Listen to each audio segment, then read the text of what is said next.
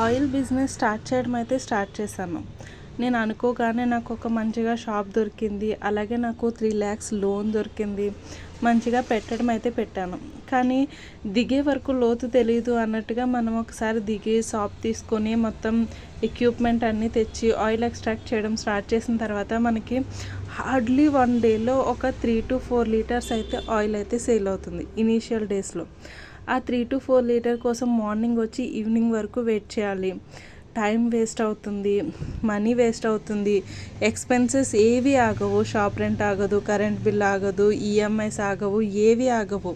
వీటన్నిటిని మైండ్లో పెట్టుకొని ఎలా ఈ షాప్ని రన్ చేయాలి, ఖచ్చితంగా రన్ చేయాల్సిందే కదా ఒకసారి స్టార్ట్ చేసిన తర్వాత, ఏ విధంగా రన్ చేయాలి అని ఆలోచించినప్పుడు నాకు ఇంకేమన్నా ఎడిషనల్గా యాడ్ చేసి ఈ బిజినెస్ని కంటిన్యూ చేయాలని అనుకున్నాను. సో నెక్స్ట్ ఏమేమి యాడ్ చేశానో ఈ బిజినెస్ని కంటిన్యూ చేయడానికి అనేది పార్ట్ 2లో చూద్దాం.